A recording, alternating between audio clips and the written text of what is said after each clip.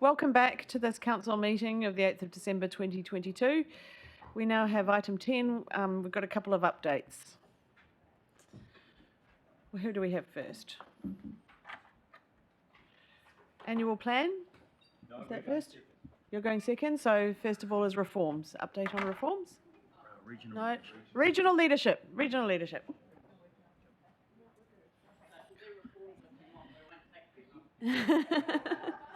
Thank you. Welcome.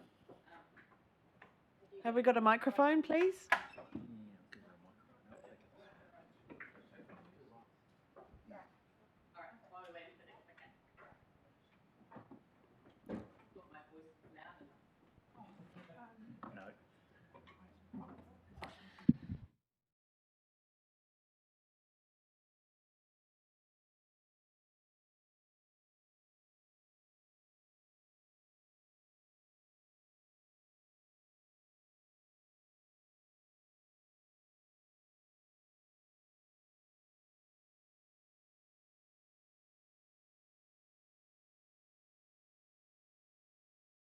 Just hang on a minute. Wait till it goes red.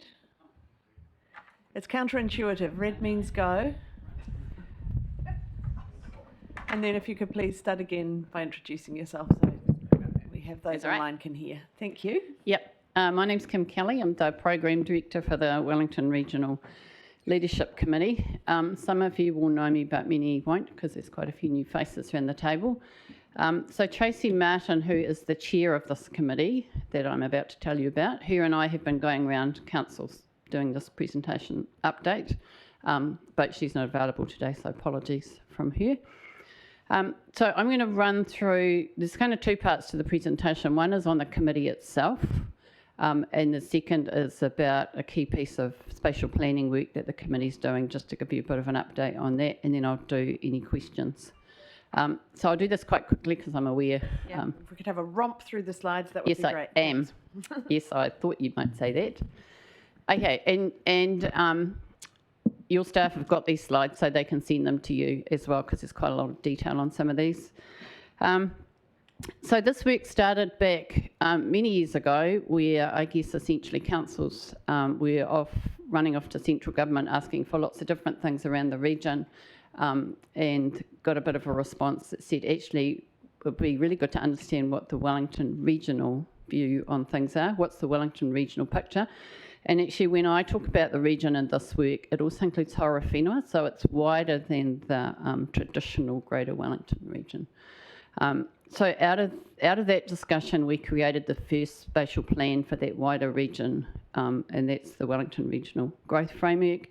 And you guys will appreciate more than anyone why Hora Whenua is in that regional discussion. Hora Whenua particularly live in are a key part of our housing market now, and in fact, like the last 3 or 4 years, you know, more and more people are being pushed, if you like, up that way. We then set up the Wellington Regional Leadership Committee, I'm going to talk about that in a minute, to actually manage that spatial planning piece of work, because we had all these projects that are being implemented through the 3-year work program. We're like, how do we actually have a governance that's got a bit of teeth that can manage that? So there are a number of these committees around the country. They're set up under the Local Government Act. They, you know, when they meet, they have the same kind of rules that you have. They have standing orders, etc. So there are similar ones in South Auckland, Hamilton, called Future Proof, in Western Bay Plenty called Smart Growth. This is also occurring in Queenstown and Christchurch. This is the largest one because on the committee, and there are some slides on this, on the committee there are 10 representatives from local government, so 9 mayors, a regional chair. There are places for 7 iwi partners, and I can run through those when we get to that slide. And the Minister of Housing and the Minister of Transport also sit on that committee. So it's the largest one because of all those players. And, you know, and essentially it does what is said at the bottom of the slide. It brings together local and central government and iwi organisations to do joined up planning. It has kind of 5 areas of responsibility, all the things that you are responsible for as well, but again at a regional level. So the key thing about this committee is about collaboration, and when We talk to central government partners, and the key partners we work with are Kāinga Ora, MHUD and Waka Kotahi, but also with with education and with health. The benefit for them and the constant message we get is by driving that collaboration, they have a key understanding of actually where the region's priorities are, and they can plan. So as an example, and I know Kāinga Ora has just bought some land in Kāpiti, but Kāinga Ora are very clear, for instance, that now there is a regional spatial plan, that they can actually align their planning with that, and you'll see for things like the Infrastructure Acceleration Fund and the kind of where they've been prime property in the region, and where they've been developing a public housing like the Wairarapa that they haven't for a long time, aligns with the growth framework. From a spatial planning point of view, the numbers we use are accommodating up to 200,000 more people in the region next 30 years and 100,000 jobs. We keep that number as a constant, and obviously the projections go up and down, but I guess the logic is that if we have a regional spatial plan and the population doesn't grow as fast, then actually you don't need to do those things as fast, and obviously if it happens faster, vice versa. If we aligned with projections, we would be changing our spatial plan probably every 2 or 3 months at the moment, so it's good to have a kind of fixed view. So this is a picture of the partners, and from here even it's a bit hard to read, but you can get these slides. So from an iwi point of view, again the 7 represent the same geographical area. So on this coast, if I start from the north, it includes Moapoko, which are mainly in Horowhenua, then it includes the Raukawa, and as part of that, Ngā Hapu o Otaki and Atiawa ki te Whakarongotai, and then Ngāti Toa, and then does the same up the other coast. So all 7 of those have places on the committee, and 6 have taken up, so the only one that hasn't is Ngāti Kahungunu in the Wairarapa at the moment. Probably whip through this one, but again it's about clear voice, shared responsibilities, everybody kind of thinking about the region as a system. So again you just have to think about things like public transport. It kind of doesn't stop and start at your boundaries or Wellington's boundaries or anyone else's. This slide really is just to outline and reassure you that the work that your council is responsible for, so plan changing, your local climate change plans, etc., you still keep doing those. This committee isn't taking over any of that work. It's about regional spatial planning, regional economic development and regional economic recovery, and those other elements within that. This is a bit about the governance. So your mayor, so all the mayors by role sit on this committee. All the councils and iwi partners can have an alternate, so your deputy mayor is the alternate. Meeting-wise, the committee this year met 5 times, and next year we'll meet 4 times. That meeting will align with the regional land transport meeting, because again those things are intricately combined. But I guess those meetings, and it's a bit probably like your council meetings, most of the work happens outside those meetings. So we have a number of projects across the region. There's a slide on that. So a lot of your staff are involved at a project level on projects. Before anything goes to the committee, we take things through our senior staff group. So Chris and Darren sit on that. Everything goes to the CEO group, so your new CEO sits on that. So there's a lot of work happens outside that, and I guess this slide is really to show you 2 things. One is, I guess, the level of involvement from a range of your staff in these projects. But the other is to highlight the fact you look at the iwi representation. The lower down you go, if you like, the less iwi participation there is, and that's all to do with capacity. That's got nothing to do with them not wanting to be willing to do this, but capacity. Again, I don't expect you to read this, but when you get the slides, so this is the range of projects out of the regional growth framework. So, for instance, there are 3 climate change projects in there that are all being done on a regional level. So climate change impacts, adaptation planning, regional emissions reduction planning, and one that's probably kind of quite close to your heart and Horowhenua's, which is about our food systems. strategy. There's also projects here relating to all sorts of housing and spatial projects. And at any time I can come back and talk to any of these, but today I'm not going to go into any detail. This is another representation of that. And the other thing that sits on these slides actually is a regional representation of things we call complex development area opportunities. So so we did the regional growth framework, then we said, okay, where are the areas in the region where actually we need more than just the council to get on and do its daily business to actually get things done? So they're called complex development opportunities because they are complex. And in your area, Otaki is one of the 7 that have been agreed regionally, and I don't need to go into telling you why that's complex. This is just a bit about kind of how the technical detail works, and for anyone who's read the Spatial Planning Bill or the National Built Environment Bill, it reflects this kind of thinking. So spatial planning committees in the future will have a secretariat. So I head up that. There are a number of staff identified in that as well, and we work with your staff and lots of other people. Just a quick slide on funding. So the Secretariat itself, so the funding for the Secretariat, independent chair and the iwi partners who sit on the committee is funded 94% by government and a whopping 6% by central government, which is a constant debate we're having. And that is funded essentially out of the greater Wellington regional rates, with also a contribution from Mana Whenua, because obviously they're not in that region. And the bottom shows a similar type project. So when we do regional projects like regional climate change projects, they are mostly funded by councils, including yours. I might whip through both bits and then do questions just to make sure it's quicker. Okay, so we've got the regional growth framework that's been signed off. We're doing a whole lot of projects out of that. Under the National Policy Statement on Urban Development, Tier 1 councils in the region, including yours, are required to do a thing called a Future Development Strategy, which in our mind is the Growth Framework version 2.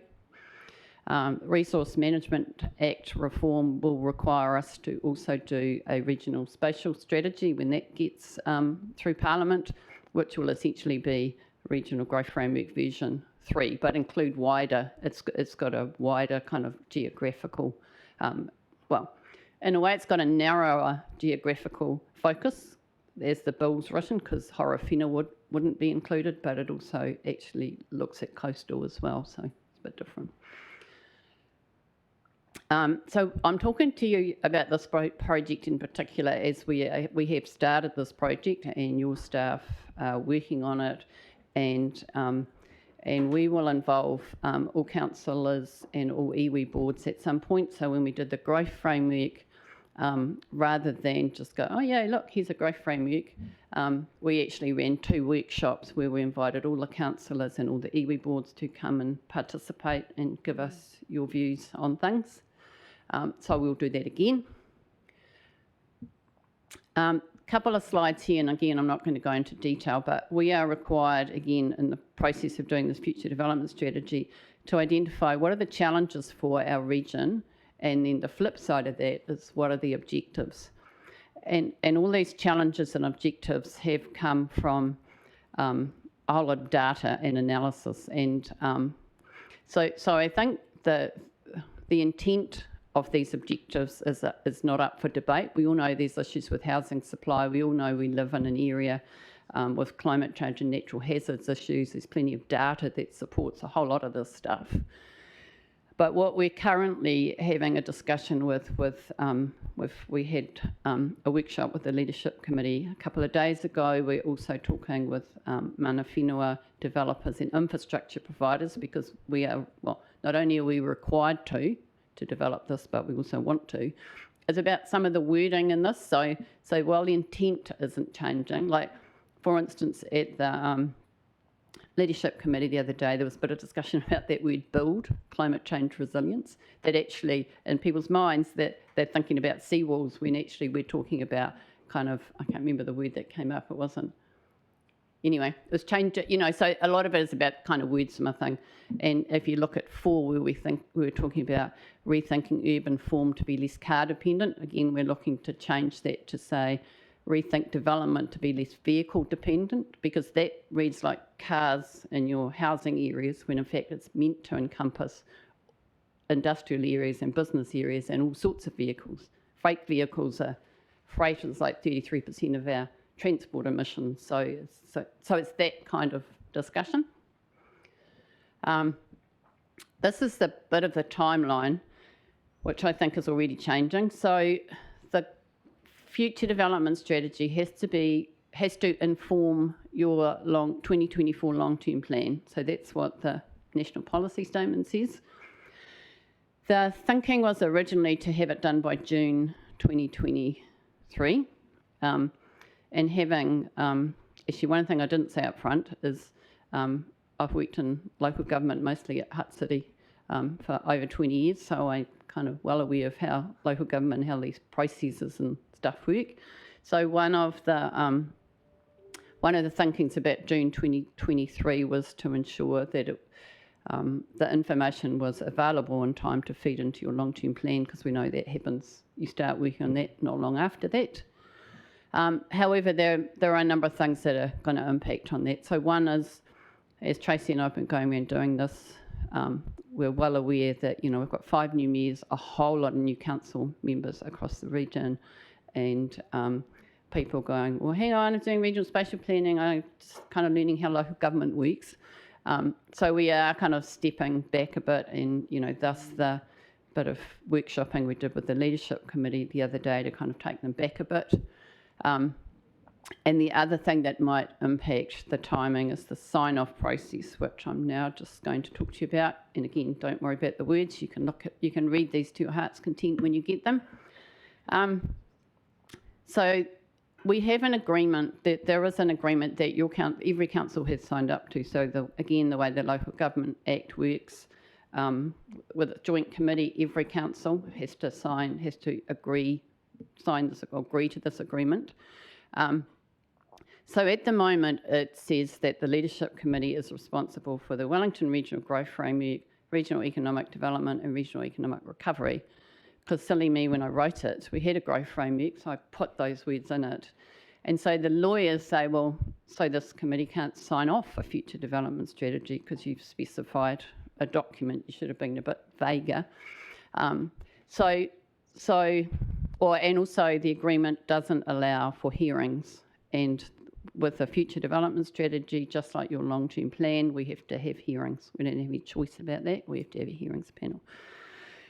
So these are a range of options about how we actually deal with that sign-off process, and there'll be a paper at the Leadership Committee in March next year, early March next year, about first of all getting the committee to agree to its preference, but then whatever that preference is, the actual agreement for all of those options except the last one, the agreement will need to come back to your council and all the other 9 to get signed off, because we need to change it, and that's what the Local Government Act says. And essentially, those options range from, so the top one is saying, and my preference for a number of reasons, is let's just update the agreement to say that the Leadership Committee can sign off the future development strategy, set up a hearings panel. You would have the ability to put someone on a hearings panel, as would iwi partners. The bottom one says, so they're the extremes, says we'll keep creating the draft and your staff are actively involved in that draft, and remember you'll have 1 or 2 workshops where you can participate, but every council wants to sign off the draft, every council will do its own hearings, and every council will sign off the final, of which I keep saying I'm sure there'll be at least 10 versions of the final at that point, but anyway. So that's the range of options, and the other key thing about this slide is remembering this is a central government, local government, iwi partnership. So central government won't participate in their process because it's their regulation that tells us we have to do this, so that's a bit of conflict. In my view, the top one, iwi partners sit at the table in the Leadership Committee, just like your mayor does, They can sign off the draft, they can put people on a hearings panel, they can sign off a final. Any of the other ones, so even if, say, we have a version which says, okay, every council want to sign off a draft, but we're okay to have joint hearings and you can sign off the final, you think about the iwi in your area, that go across, think about someone like Ngāti Toa, for instance.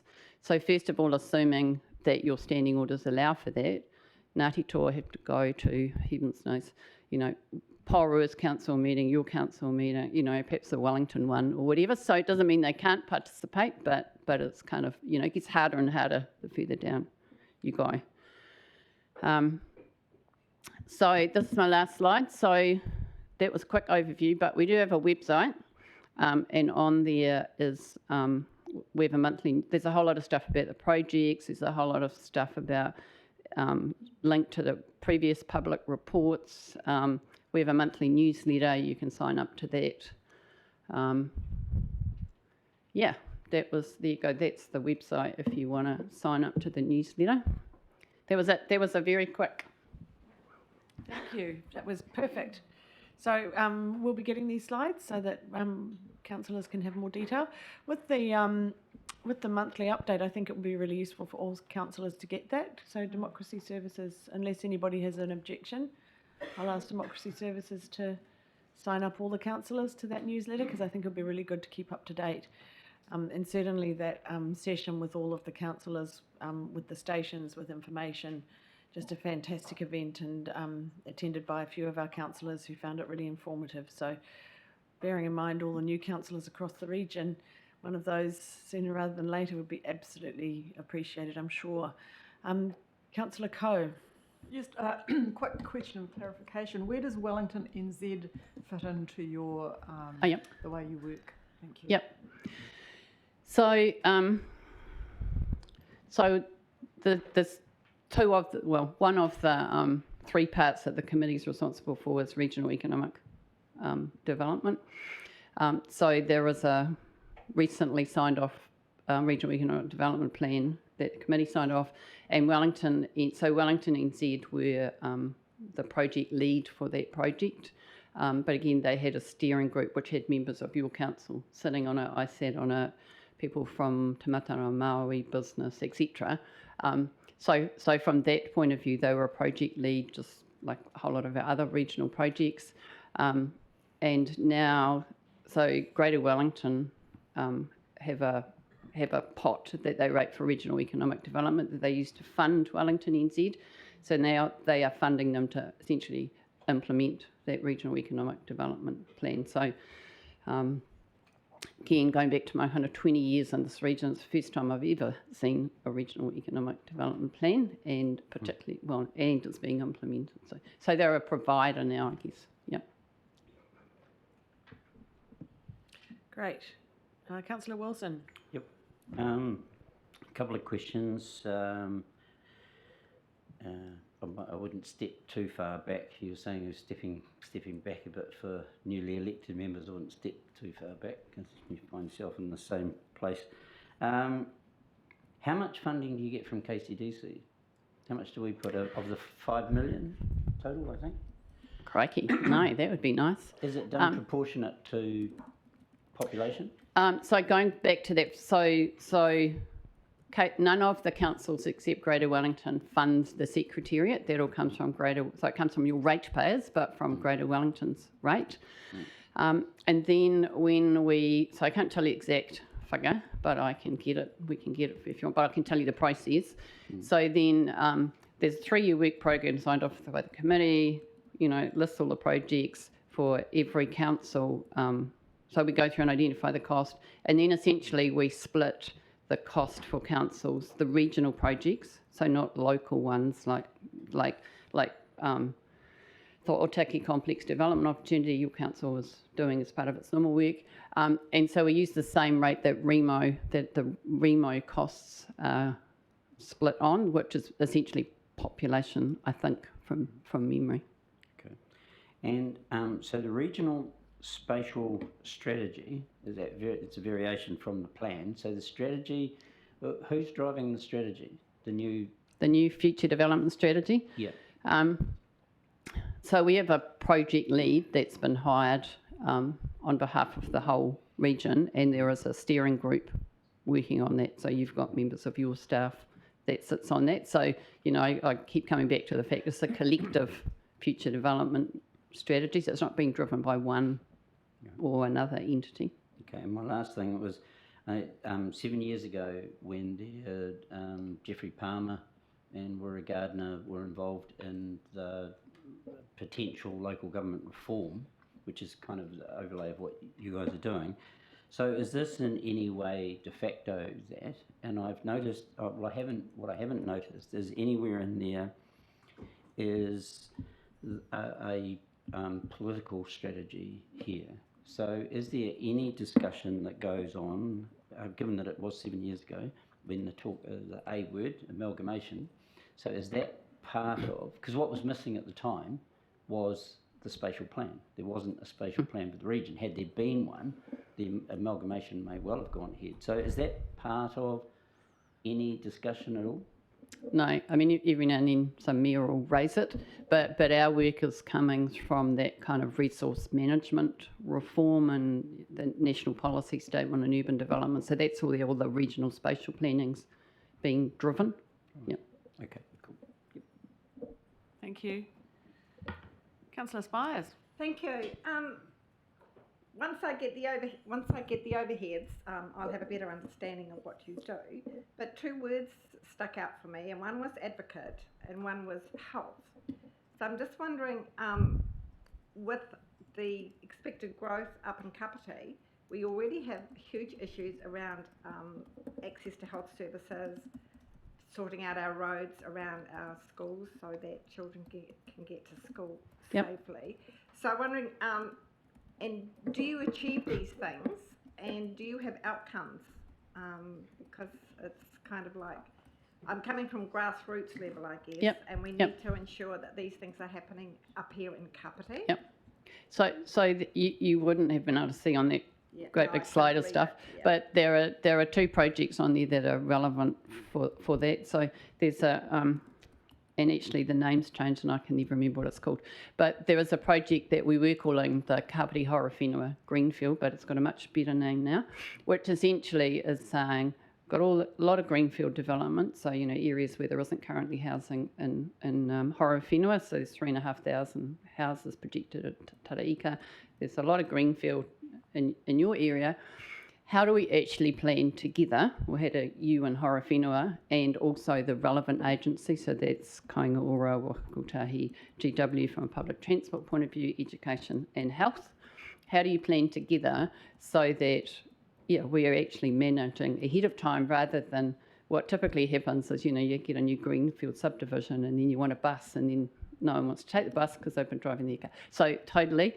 And in the work that's being done on the Otaki complex development opportunities again. So I mean, that's while we have ministers sitting at those 4 meetings a year, you know, the benefit of having them at the table is all those other people. So and we had a meeting with Te Whatu Ora yesterday, the pre-regional public health people, and they're totally interested in all these things from a service point of view, but also a public health point of view. Right. So central government actually listens to you and acts on your... Well, I'd love to be able to say that central government, but I guess, well, not I guess, this is an easier process for them to buy into when they've got a whole regional picture and they understand the priorities. So again, that discussion with Te Whatu Ora yesterday, they identify where those 7 complex development opportunities and the regional projects we're doing. So it's a much easier process for them than having 10 councils and 7 iwi, you're kind of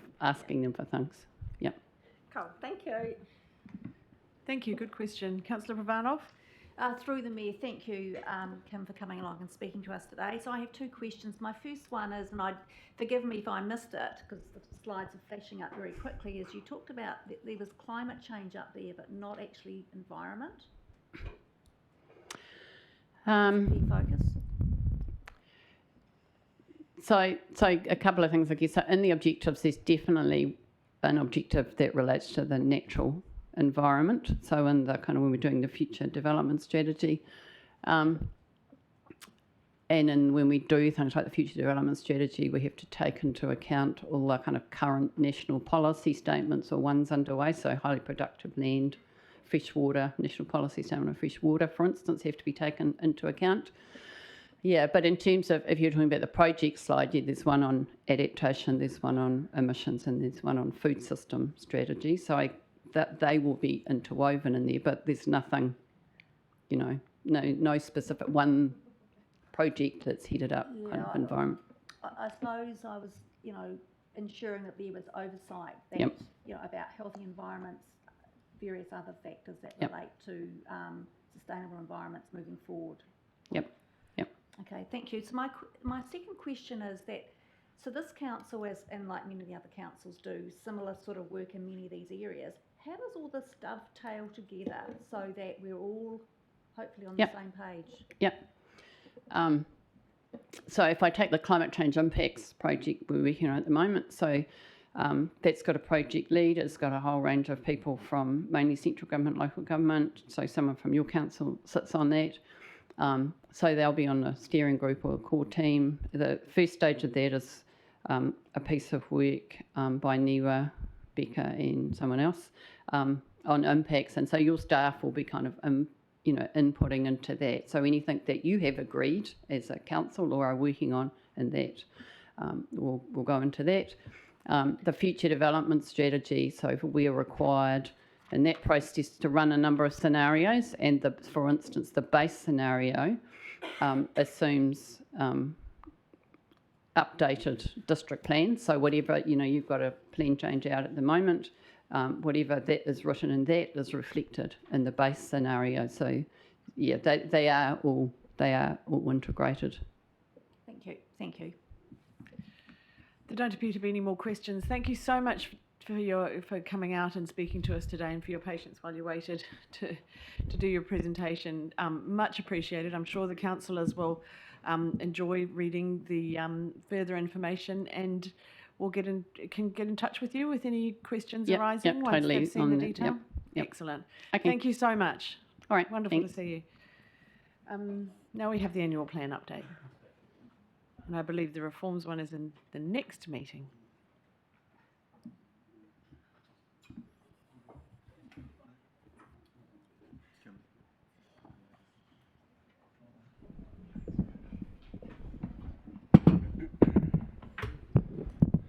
A very brief annual plan update in advance of our discussion next week.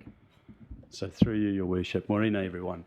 So look, this is not intended to be a detailed update in terms of the annual plan. I just wanted to provide some key information. So one of the tasks before the council is to develop and adopt the annual plan for 23-24 by the 30th of June, on or before the 30th of June next year. So we were going to be talking to you about the annual plan next Tuesday, but actually through discussions with the Mayor, we've actually changed that, and we're going to come and have a chat to you on Thursday, only because we've actually got a lot of information to take you through. So through the induction process, we didn't really talk to you about financials. We didn't do any financial context setting. So just a whistle-stop tour. What we want to take you through is we want to set the context financially. So we'll use our financial strategy as a framework. So we'll tell you about, we'll take you on a journey. We'll tell you about, key things that you need to know about our three levers. So it'll be our rates, our debt, as well as our capital works program.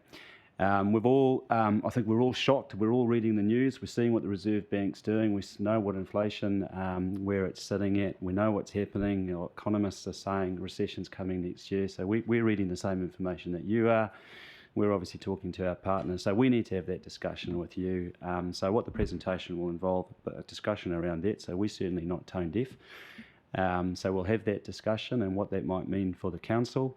We'll then have a look at, we'll step you through what are the triggers in our significance and engagement policy. So, do you need to consult? Do you need to inform the community? What triggers an amendment to the long-term plan? So this will all be relevant when we get into our budgets, because you'll need to be making some decisions later on. So once we've done that, we'll go and we'll have a look at our draft budget. So work in progress at the moment. So our starting position is we actually start with what's in year 3 of the current long-term plan. So what is that plan planning to do in 23-24, and what were the budgets for that year? So obviously we have a look at that, and then we have to overlay on top of that any changes. So we're an organisation of diverse businesses, and so we're not immune to all the cost pressures and uncontrollable costs, just like all the other businesses out there. So we'll take you through the draft budgets, and we'll show you what our uncontrollable costs are and where our average rates are sitting. So we're flying the plane and building it at the same time. So the numbers are changing. We're working through multiple scenarios, and we're preparing the slide deck for you. So there's nothing to report to you today. And then after that, that'll put us at a point where we'll start to have a talk about, given all of that, we'll put on the table a couple of options for you to consider as to what sort of level should we be targeting or aiming for in terms of the average rates increase. And then we'll talk about how we want to run the annual plan going forward. What steps do we want to do? How many public workshops do you think we should have? Obviously, we'll make some recommendations. There is obviously prescribed. There is legislation which prescribes whether you consult or inform, but we want to have that. We want to have that open dialogue with you as to how you want to run the annual plan, and then after that, we'll close. And then staff will go away, and we'll take some feedback from you. Thank you. Any questions about what Mark's just said? No questions outside that about the annual plan, please. We'll cover them off next Thursday. Councillor Wilson. Yeah. Thanks, Mark. Year 3. You're talking about we're going to have a discussion about year 3. We've got some really significant expenditure in year 2. Is there a particular reason why? I think that's the kind of discussion we'll be having through our briefing. Today was just to update you more on the process. So if we start going down talking about what we're going to spend in each year or projects or any particulars of the annual plan, will be there. I'm not talking about that. I'm just talking about the process itself. So as part of the process, we'll be talking about year 2. Okay, gotcha. Sorry. Yeah. So through you, Your Worship. Look, absolutely. So one of the key, I guess, inputs into your year 3 annual plan is where you land with your capital works program. So how much of the capital works program are we going to deliver? How much are we carrying over into next year? How does that impact what we plan to do in year 3? What's being kicked out? So that does have an impact, as well as a whole lot of assumptions that are in the long-term plan for both year 2 and how many of those actually flow into year 3. So yes, that is part of the discussion. Yeah, and we will be given all that detail through the briefings. Thank you, Mark. We'll look forward to next week. So I'm going to move the item 11.4 forward on the agenda and deal with that now, because we have a whole lot of very busy externals who've come in to speak to us today who've already been waiting quite a while. So that's the 6-month update, Economic Development Kotahitanga Board, on page 41 of our agendas. Sorry, just a Is this a procedural question? Yeah. Just while we're shuffling, 11.2, the living wage discussion, because we've got people who've been sitting here for quite a long time as well. You're still here. Yes. Okay. Yes. No. Actually, seeing as you've been here all morning, we will. Good point. I think we'll do 11.2 and then 11.4, because 11.2 actually won't take as long either as the economic development update. So, Economic Development Kotahitanga Board, I'd appreciate a little bit further patience while we just go through our living wage employer. Yeah, we've had a, and probably relevant to the work of the Economic Development Board as well, because it flows on to businesses in our community. So we'll move now to page 28 of the agenda. Yeah, just to explain, we had a very long public speaking time session this morning, so the agenda, we're taking a while to get through the agenda today. We're quite late starting the agenda today. Welcome, Janice McDougall. Thank you. Through you, Madam Chair. Morena koutou. Morena? Yes, it is still morena, just. Good morning. You have me here speaking to you to present this report today because Morag Taimalia Tane, who has prepared the report, is unfortunately unwell and unable to be here today. So I will do my very best, supported by my colleagues, who I'm sure will be able to answer any questions that you have. So by way of brief introduction, we bring this paper forward as a result of a notice of motion in the last triennium where the council requested us to take a look at what would be involved in council becoming an accredited living wage employer. As is outlined in the paper, we have begun this work but do not yet have all of the information that we need to be able to fully respond to all of the requests that were in that notice of motion. However, we are providing this update today and will bring a paper back in the new year where we are able to complete all of the items that were requested in that notice of motion. The information that we don't currently have relates to its analysis in relation to our contracts and the financial implications for them in terms of becoming a living wage employer. So I will largely take the paper as read, but do want to point out that I want to draw your attention to the options that are provided in the paper for your consideration, as this does relate specifically to a resolution that you are considering.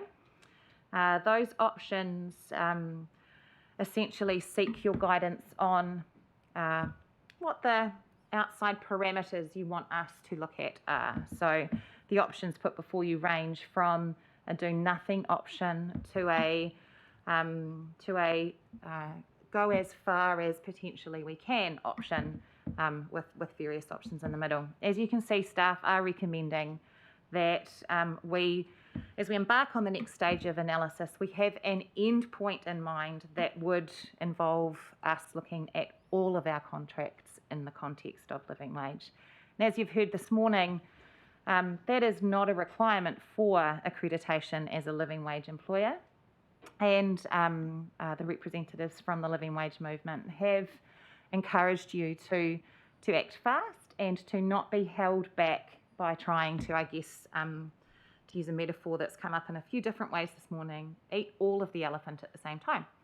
So I wanted to reassure you that the staged approach that is recommended by staff in option A would not hold us back. We would seek accreditation at the first possible opportunity through that work, if that was the will of the council, but then continue to explore the living wage in other areas where we weren't required to achieve accreditation. So I just wanted to make that clear. With that, I'm happy to answer any questions you have on the report. Thank you, Janice. Do I have any questions? Councillor Pravanov. Thank you. Through you, the Mayor, thank you, Janice, for speaking to this. So with the table and the various options, just looking at the risks there, there's nothing that's mentioned about the length of time that it takes to look at these options. I'm just wondering whether there's any risks in relation to times and what those particular times would be for each of those options, please.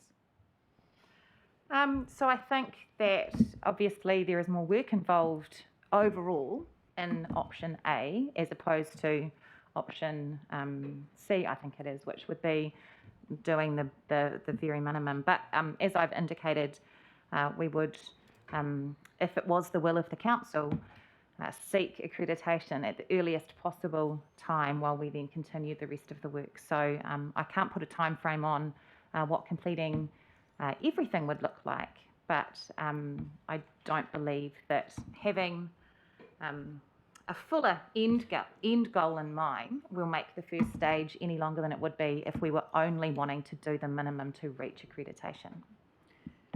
Thank you. So you mentioned a paper coming potentially in the new year. So you're talking about a matter of weeks here rather than months? Or February years? or March, I believe, is what the team is working towards. Okay, thank you.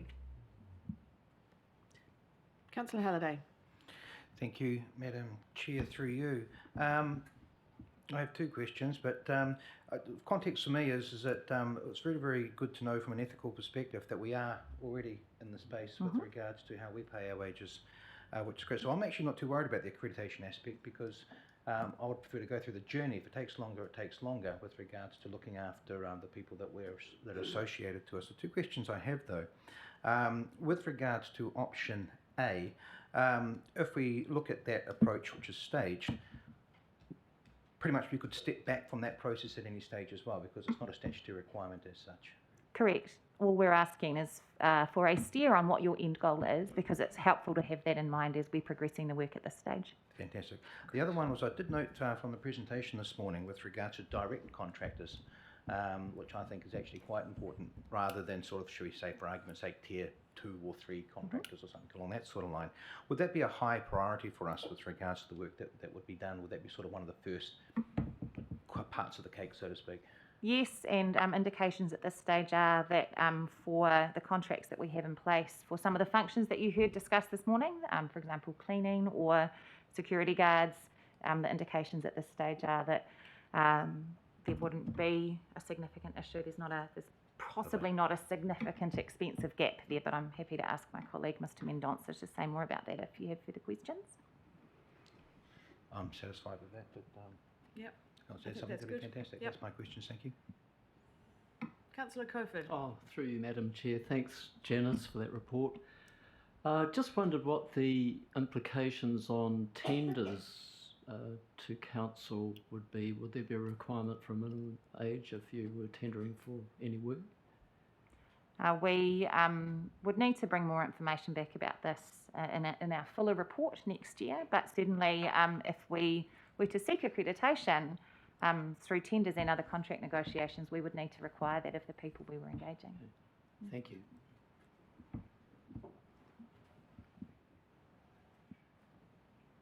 Councillor Coe. Oh, right.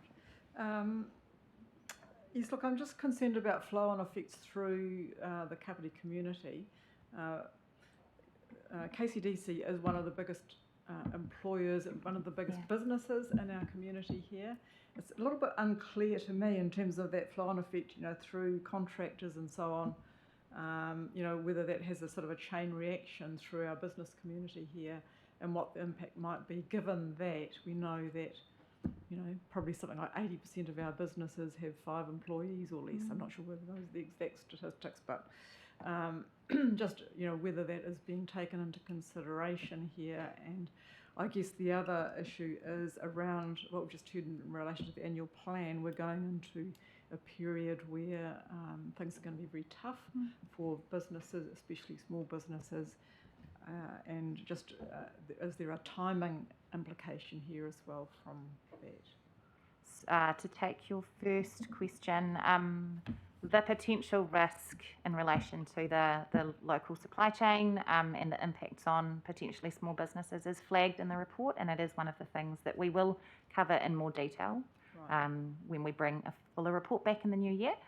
In terms of the alignment with the annual plan process, we will look to make sure that when we do bring a report back, it is sensitive to the timing around the annual plan. If what we would be proposing would have a financial impact in the third year of the long-term plan, I can't tell you at this stage whether it would or not. I was really referring more to the financial impact for businesses in the current environment. It was all just in terms of... I think that was answered in the answer to the first question. Yeah. Councillor Wilson? It's not really a question. But are we in debate or what? No, I think there were 2 questions there. Just let me know. Yeah, no, there's no debate yet. Deputy Mayor Kirby. Thank you, Janice. Just a quick question. If we decide to go for accreditation after we've presented the next report, how long would that accreditation process take? I'm not sure whether I can answer that question, but possibly there are some people at the back that have a view on that from the experience of previous councils that could briefly update that. That could happen quite quickly, depending on what the will of council is, because accreditation is able to be achieved when there are milestones in place.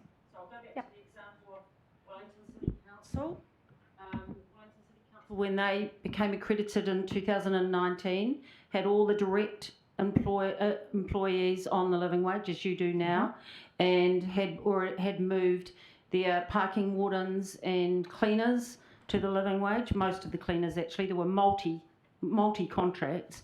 But when they applied for accreditation, they provided sort of like a roadmap of how and when the balance of the contracts were going to move up to the living wage. The same applies for Hut and Porora, and the same would apply for other councils in Aotearoa, but I haven't been so involved in that process. So it's really a matter Thank you, Lindy. Thank you, Lindy. Yeah, good, thanks. I think that answers the question. Thanks.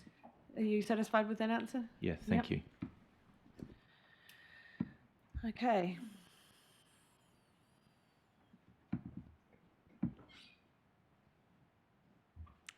There being no further questions, I'm looking for a mover for the recommendations on page 28 of councillors' agendas, moved by Councillor Wilson, seconded by Deputy Mayor Kirby. Right of introduction.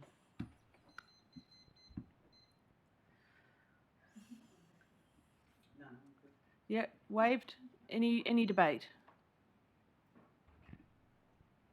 There being none. I'll put that motion. All in favour, please say aye. Aye. Against? That's carried.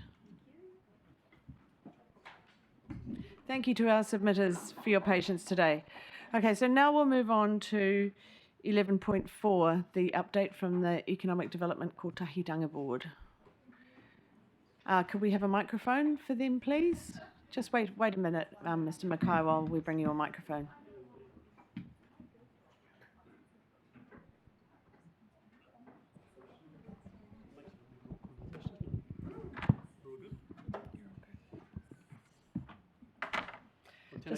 Just swing that microphone a bit towards your face. How's and that? People online will be able to hear a bit better. Okay. Thank you, welcome, and thank you all for your patience. While you've waited for your that's all good. presentation today. We did. We have some comedians in the mix, and we enjoyed the time waiting. So we're all good. We can share those stories, I think, at another time. We're all going to want to go to your meetings now. So tēnā koutou katoa. I've got the team here with me today. From the right-hand side, we've got Scott Houston, Hilmari Schultz. You're not one of ours, but next is George Hecton. And we've got Russell Spratt and Kim Tahiwi. So all of them are going to present different parts of the presentation. So if we could this afternoon, it is afternoon, isn't it? Not quite. If we could today just leave the questions till after all the presentations are done, that would be That's fine. Would be very useful for us. So thank you for that. So look, we're a startup from 2 years ago, really, and believe that we've made very good progress in establishing really a strong foundation for building, resilient communities, enterprises, and economies. But it's just a start. So in the last 6 months, especially, we've made some more notable productivity. We've reaped the benefits of funding from various sources to advance key projects and to a stage where we now have an implementation pathway. So by the end of 6 months, the next 6 months, we will see, and these are just examples and they'll be covered later, the first iterations of a much needed education and training hub, a proposal for equipment and a food grade fit outs of a purpose built facility, commencement of scoping for pilot studies in regenerative horticulture, and launching a website for the over 65s, including job market and skills market, and new tourism products. So they are the streams of business and activities. I think you've all read, I'm sure you've read the 6 monthly report. You've seen how it's been organised in terms of those activities. So that's where we stand. The board has been very well served by the economic development team, and I believe you had a workshop with them 2 days ago and have been given a good sense of what they do and presumably just how they connect with the Kotahitanga Board. and it will now supported, by some coordinators and us from the various industries, but from food and beverage and education. So we're starting to get the connections, from council through industry through to business, and it's becoming more seamless and it's becoming very productive. And the board is working together well. We did a self-assessment the other day, and we've gone through and identified where we work well together and what we're doing and where we're going and how we're working with our stakeholders. So we're getting a good sense of moving and maturing and transitioning. So the workload is actually quite, it's gone up a lot. What's happened is we have our core duties, core governance duties and projects, but they're also, board members are also sitting on steering groups and governance around the major projects as well. So as we've transitioned through that, that'll move into industry governance, but until we're there, the workload is still there. So look, we're currently down a couple of members. The Ngāti Toa still to identify their representative, and Chris Claridge has resigned on the 30th of November. He is so swamped with, he's the chief executive of Potatoes New Zealand. He's given us a really good agricultural lens around the table, and he's been outstanding with food and beverage and where his input has been into that sector. So we are starting a process of recruitment, which will begin in January. So the idea is that we identify the skill sets that we need around the table, and we will go out to the market. I will chair the committee. Russell will sit on the committee, and the chair of the I think it's the strategy, operations and finance committee will be on that committee as well. Right. So we'll choose who comes next into the team. But they're highly performed and very skilled people. I'm happy to work with them. I don't know whether it's reciprocated, but we'll see. And so, just to pick up where I am, so whilst we've actually benefited, so the funding so far has come from various sources, from the LTP, from Wellington, New Zealand, and other parts, but it's becoming increasingly difficult to find funds and maintain, I guess, just the level of funding that it is at the moment, let alone sort of lifting to another level where we can have more significant impact. So the board, by its very nature, is an entity. It's not an entity, rather, so I guess that's a non-entity. So it's somewhat limited in what it can transact with third parties. We've made good progress in establishing strategic frameworks, projects in key areas, and have developed really strong networks over the last 2 years. And it's time really to be able to sort of more actively partner with those stakeholders and to undertake, we believe anyway, commercial operations that provide commercial returns to the community.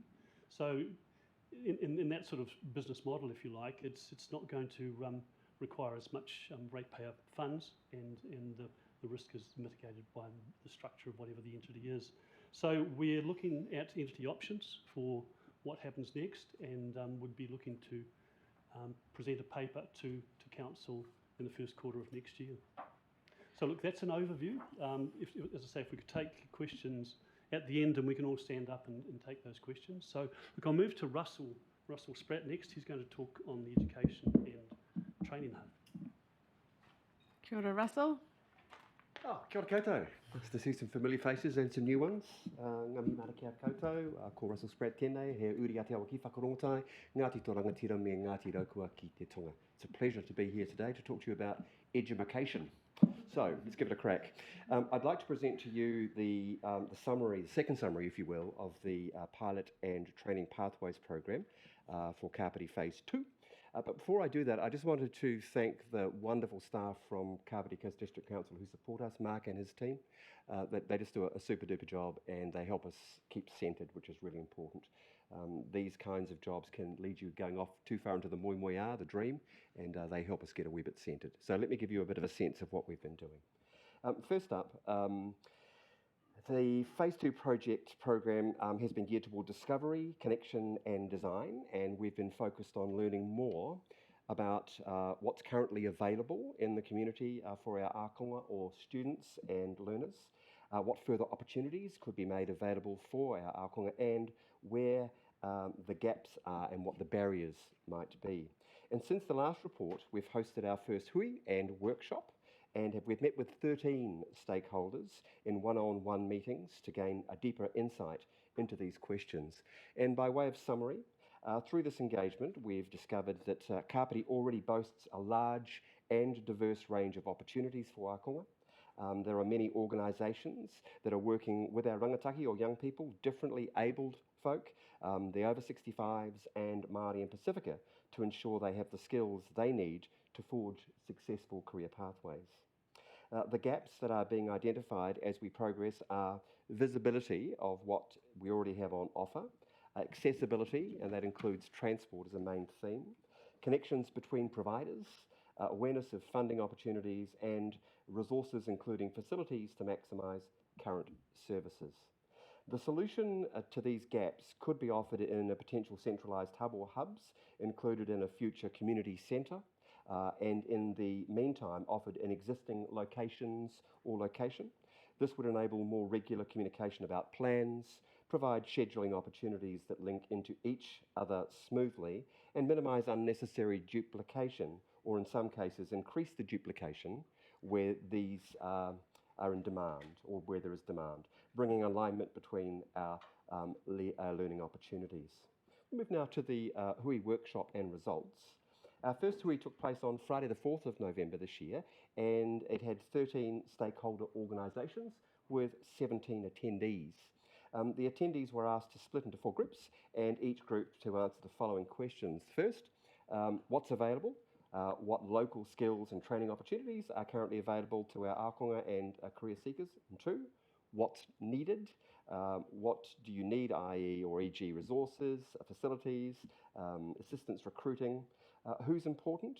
What connections, stakeholders do you think are important for council to engage with on this program? And 4th, suggestions. What suggestions do you have to bring to the district that would be beneficial for our ākonga career seekers? 2 key themes that were listed by all 4 groups on their sheets included: 1, a need for centralised coordinated services; 2, better access to transport. Pardon me. So those were the 2. And then the engagement findings, if I can move to that, please. Following this initial hui, we've undertaken stakeholder engagement meetings to understand the sectors better. The key themes emerging from these, my apologies, were what the community already has on offer, the needs for better visibility, access and connectivity, and linking to facilities and other resources. This has been evidenced both in the one-on-one interviews and the hui results that resulted in the following requests: pastoral care, navigators that provided visibility of services and access to resources, a place where everyone can identify and can find out about what opportunities are available to them, fostering relationships between important stakeholders within the community, alignment between services including MSD and StudyLink. Many providers are not aware of what the other organisations are offering, and many of those services overlap and could benefit each other in some ways by being connected. Almost all providers said that they need better access and resources, and a large part of those resources is funding and or facilities. Transport was another key area that all stakeholders felt needed to be addressed. Free driver's licences, shuttle services, and having things more centralised was the key theme of these discussions. 100% of the stakeholders have mentioned the value in having a centralised service that offers wraparound care for our ākonga alongside facilities available for use and hire by providers and access to funding providers to make resourcing more training opportunities attainable. Please note that these are interim results only, and that these findings may indeed change as we finalise our one-on-one meetings with the remaining stakeholders. And to give you a sense of who we've been dealing with and talking to, The engagement on the 1st of December, we had along Work Ready Kāpiti, UCOL, KYS, Kāpiti Coast District Council, BCITO Trading as Te Pūkenga, MSD, the SHED Project, TEC, Pipi Learning, Te Kura Alternative Learning School, Service Academy, Te Maho, Trades Academy, Whitireia Te Pūkenga, Amazon Web Services, Heri Toi Tū, Te Wānanga o Raukawa, the New Zealand Police, Capital Training, Skills New Zealand, ETCO and HLC. So the next steps, complete engagement with the remaining stakeholders, and they are Kāpiti Paraparamu Ōtaki Colleges, ZEAL, Kāpiti Skills Centre, Literacy Aotearoa, Ringahora, Pacific Work Connection, and finalise mapping report and the gap analysis. We'll then move to begin co-design of a pilot program, my apologies, and then delivery of the program targeted July next year. But please note that this may take longer due to the flux in the sector and the programming of the academic year. Nō reira, tēnā koutou, tēnā koutou, tēnā rā koutou katoa. Ngā mihi nui. Who's next? Kia ora, welcome. Tēnā koutou katoa. Ko Hilmari Tako Ingawa. I'm Hilmari Schulze, and my focus is on the intergenerational strategy. Seeing that I intend to retire in Kāpiti at Waikanae Beach at my house, one of the things we did look at is that in 2048, half of the district's population is projected to be over the age of 65. At the same time, the district's employers are faced with skills and labour shortages. So we as a team had a focus on what would that look like and what would the labour and the workforce look like in 20 to 30 years from now. So we commissioned the intergenerational strategy that was prepared for the Kāpiti Coast district as a whole. We did have focus groups from Paraparaumo all the way to Ōtaki to speak to people in this cohort to better understand what that means. So the purpose of this strategy is to promote economic inclusion of older adults, specifically aged 65 to 80.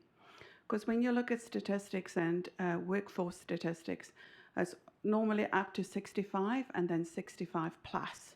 But we know that specifically, like people between 65 and 70, there's a significant increase of people in that age group staying in the workforce. So we wanted to have a better idea of what that looked like.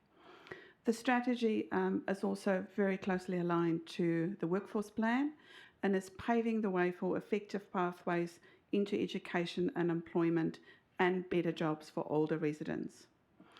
Although staying in work past the traditional retirement age of 65 is becoming increasingly common, older people are still challenged by significant barriers to work and employment. They do not have equal access to education and training opportunities. We had a big discussion around that and asking when we did the work for the Educational Hub as well. And ageism is still rife in the labour market. So, moreover, Kāpiti Coast does not have diversity of employment opportunities to match the range of skills and experience older residents possess. And you did talk previously on the living wage about the majority of businesses are SMEs. The average workforce in that SME is 2.7 people. They do not employ other people. So it is about what are some of the opportunities. So to fulfill the purpose of the strategy, we identified 3 key goals. One is access to opportunities for people over 65, addressing ageism, and implementing a place-based solution. So we've been working with the very busy team at the Economic Development team in the Council, and we've asked them to explore some possibilities of where and what kind of jobs will be suitable for this older demographic. There are 3 pillars. The first is employers, volunteers, and employees. So the council team, and specifically mentioning Joseph, started to engage with employers to see what opportunities are available. And one of the teams is actually the 105, the Police Contact Centre. The Police Contact Centre, the suitable skills that they need really fits well with the 65 and plus group. So the next step for us is to actually look at, okay, so we were going to find people that can actually work in the 105 centre. So we are looking at one of the recommendations from the research was, and Neil mentioned, is a website. So we are exploring some options, and as Joseph said, we've run into some difficulties around the legalities of gathering personal information. So we are working with the legal team to see how we should structure that to have this coming together of employees and employers. But in the interim, Joseph said that we have to do something now. So he is working with Grey Power and some of the other associations to use their networks to get into their networks to advertise some of these opportunities. So as we are working to a website early next year, we will be using some of these informal networks to distribute some of the opportunities. Joseph has also engaged with the retirement villages here in Kāpiti, because one of the things we did say is having some place-based opportunities. And early in the new year, we will have some focus groups around some of the daycares and the retirement villages to see if there are some volunteer work and some paid contract work that can be targeted at this age group.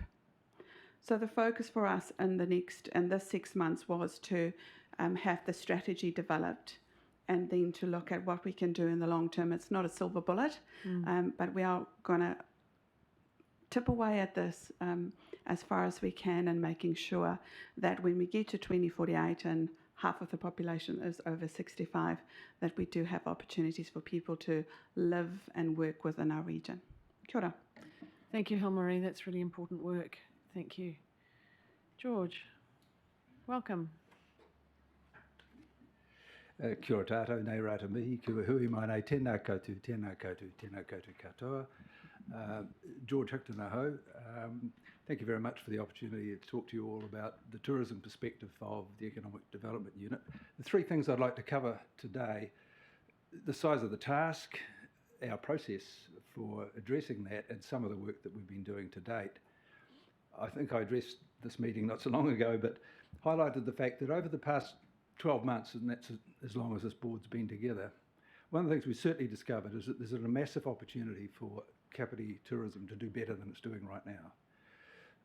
By our own estimate, we're about 50% behind where we should be, and when we look at other regions and compare ourselves to their performance, I think we can clearly say that the good news is there's a lot of opportunity there. Perhaps the bad news is we've lost some of that over previous years, but having said that, there's definitely a willingness on the part of the board to take this task, grasp it, and actually do something with it. There's at least $50 million a year in visitor revenue that's basically for us to tap into. So it's probably one of the biggest economic opportunities this region has right now. And just, you know, how do I say that? Well, the first thing is we just need to look across the hill into the Wairarapa, but also see this from others. I have connections in many, many different regional tourism organisations, and we see what's happening elsewhere. So there's a plan. What's the process to realise this potential? Number one, you need to create demand. Number two, you need to increase the length of stay that people have here. And number three, you need to actually work on the quality and variety of what's offered. And so that's the task that we've set ourselves, and that's what we've been engaged in.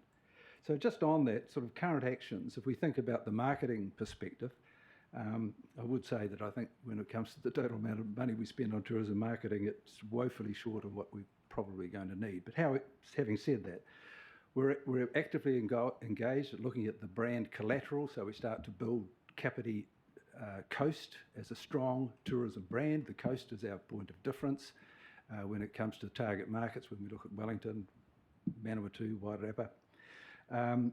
We're also recently been advising on the launch of a new campaign, which will come out at the end, well, probably late February, which is Extend Summer.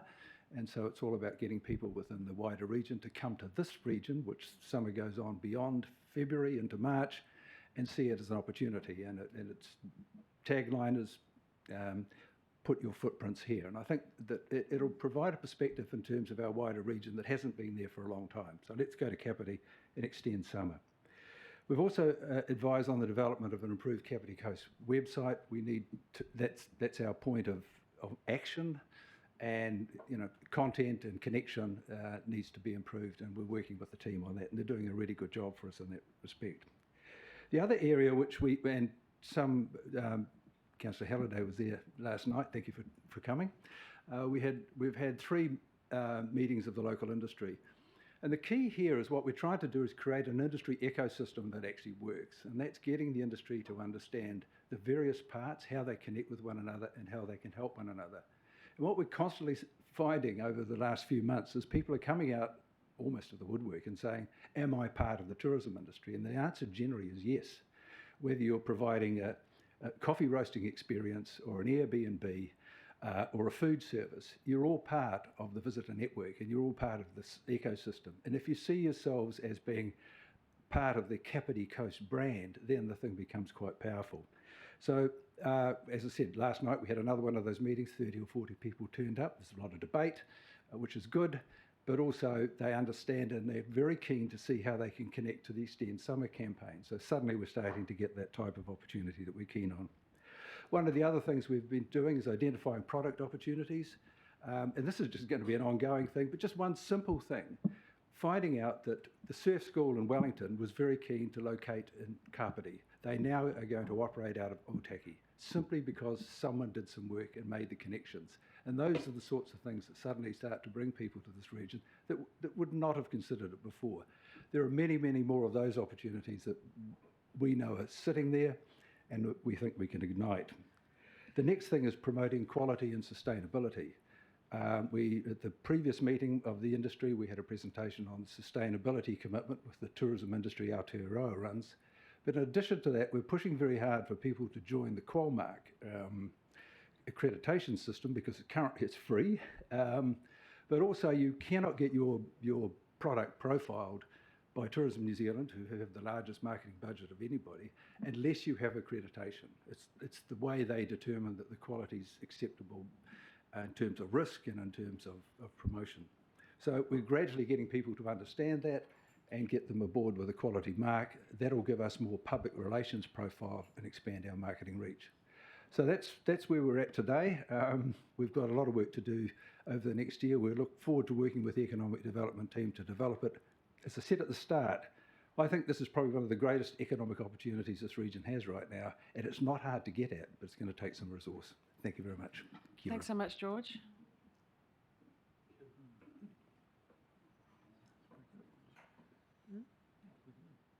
Kia ora.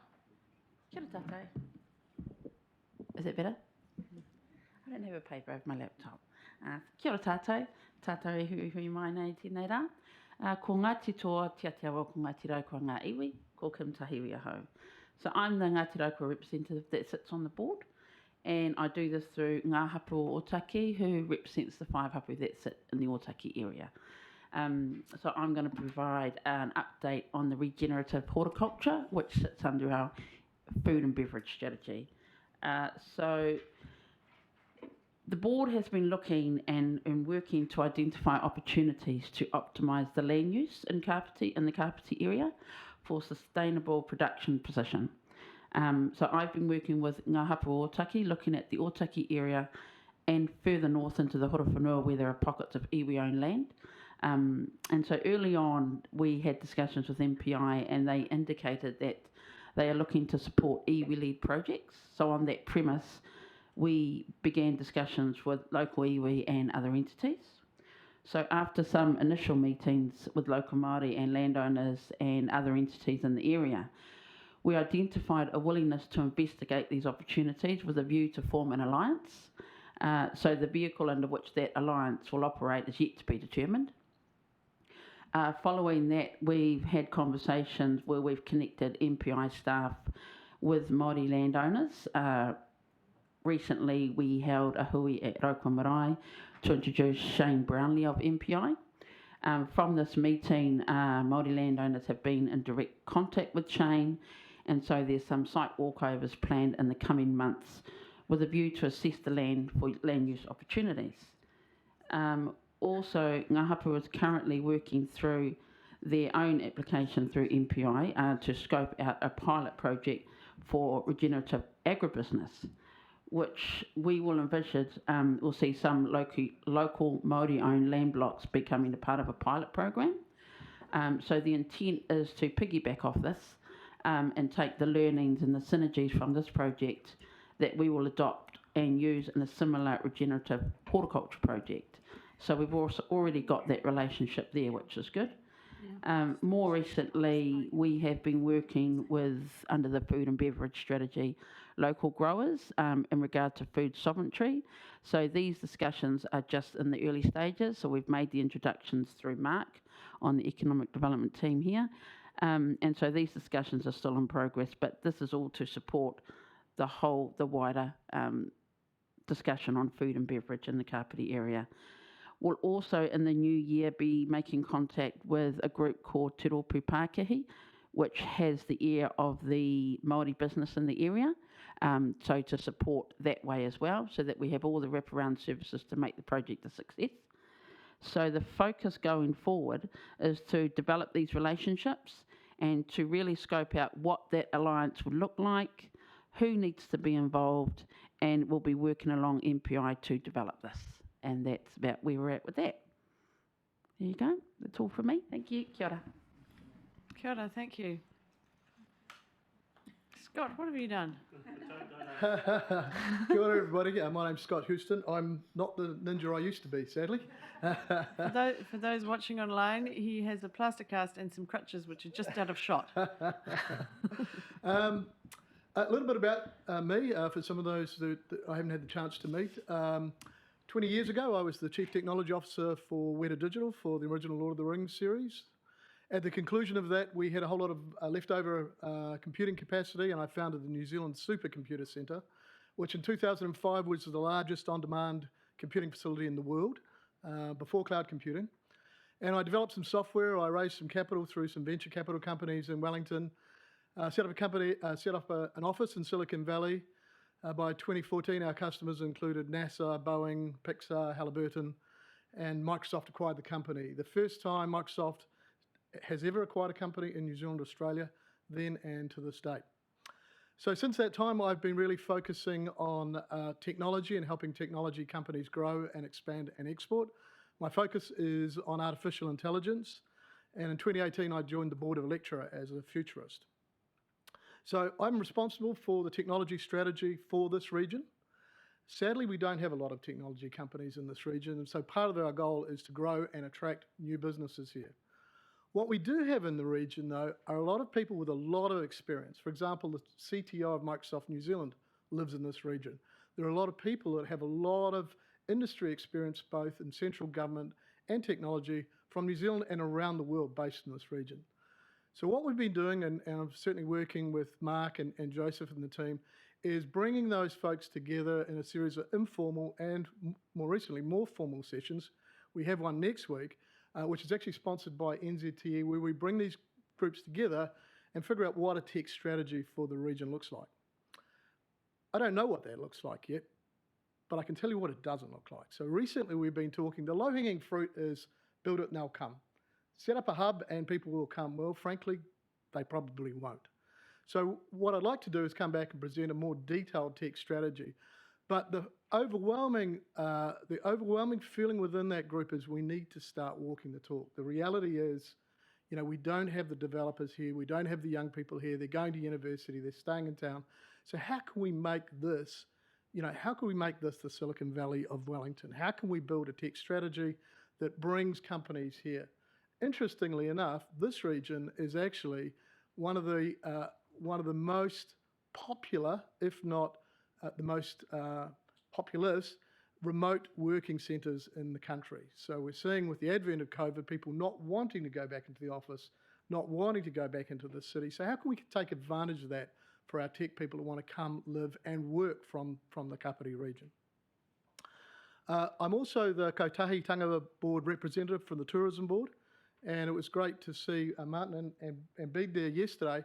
What was really, really valuable is that the Mark and his team have actually been running some technical workshops for the tourism operators in terms of using social media, connecting social media, using Instagram, how that works, how you can get a sort of force multiplier effect. And we talked about the work that that we're doing, and George talked about, which was Extend Your Summer. And so the representatives got up and talked about some of the initiatives that they were doing and running separate competitions and actually blending together some of their actual, some of their user base, and then collectively, really moving into a digital marketing strategy, which is really great to see. So we're seeing some great evolution there. Part of our strategy about walking the talk is that we've been working with the Edmund Hillary Foundation. I don't know if you've heard about that, but the government has an initiative where they're recruiting around about 100 people a year from around the world that want to come, live and work in New Zealand. Primarily, most of those people have a technology background. They're either technology experts from around the world or venture capitalists, so they're wanting to bring money.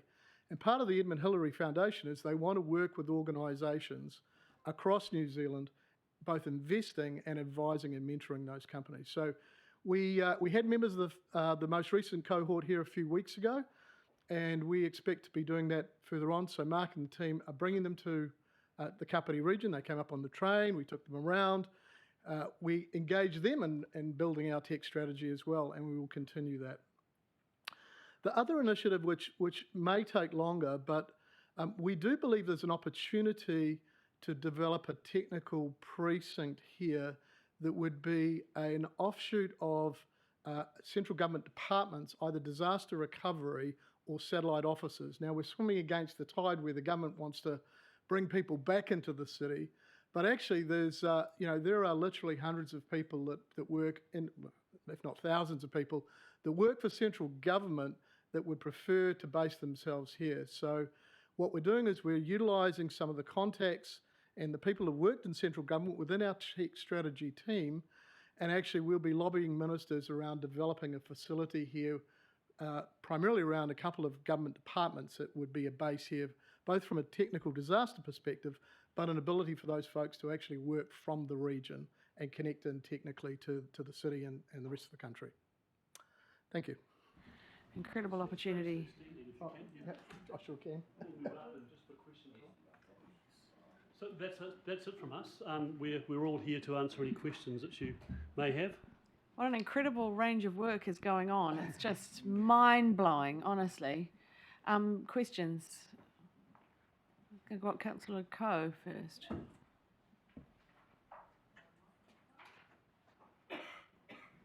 Right. Thank you, guys. We've been talking about the living wage this morning. I think if we worked out what your wage was in terms of the hours of effort that are going in relation to the remuneration, would be pretty low. So thank you all very much for your fantastic contribution. A couple of questions from me. Firstly, I was quite heavily involved, as you know, in putting together the last Economic Development Strategy and Implementation Plan. And at the end of that process, I know myself and a couple of other people were extremely concerned about the mismatch between what was in this, well, the fuller version of this document and what was probably provided for in terms of council budgets and that kind of thing. And I fully support your move to come back to us with an alternative legal structure for what you're doing, because I think that will open up opportunities to leverage funding, which will be really important, because we need to fix that gap between what we want to do and the funding we have. I just want to ask, how connected you are into the annual plan process, and, how we're going to, obviously you've chosen to focus your effort in a few key areas, which I think has been really sensible given your limited resources. How do we work that into, because we're going through an annual plan process now, I want to make sure that we're providing the resources that you need. So are you being connected in with that process in a formal way? Yeah, so absolutely right. There was a mismatch between, there was something like 60 actions in that impossible. In that 3-year strategy. So we first thing that we did was determine our own sort of work plan that related to that. We identified what we wanted to lead and what was going to be led by others in the community. In terms of the challenge I've always had, I guess, is the correlation between that strategy and the long-term plan. It wasn't necessarily obvious to us. No, certainly what we want to do is input into a strategy, and obviously the integration of that is something that we wouldn't do, but we want to use ourselves sparingly because we only have a certain capacity, and we'd look to see how we can contribute, and then what work plan we can work through to take us through to the next 3 years. Does that answer your question? Well, I just need to know that that you will have something built into the next. Well, certainly cycle. we need to make some applications into the LTP to Well, I'm ensure. talking about the annual plan as well. You know, so Right. we're having those And into discussions the about annual the plan. next financial year. Yeah. So I'm not quite sure of the timing of that. What is the timing Well, around it's that? starting now, really. So I have an Right. answer for that So up soon. here from staff. Thank you. Yeah, we'll hear from staff on that. Kirsten Purvan. Oh, sorry. Thank you, Chris. Purvan. Through you. Just hang on a minute while we wait for the microphone to come. Thanks. Through you. Councillor Coe, we are working with the ED Kotahitanga Board and the Tourism Board, and I think it would be fair to say that we are developing some opportunities to bring back to you next year. Whilst there's obviously alignment with the annual plan, I think we are looking to target the long-term plan mainly with those opportunities. So both the ED Kotahitanga Board and the Tourism Board will be coming back with some opportunities, I think larger opportunities for your consideration that would require funding to support it to go through. Thank you. And I had another question just around for George, actually. Look, I totally agree with you. We are underspending in terms of the whole, visitor attraction, destination side of things.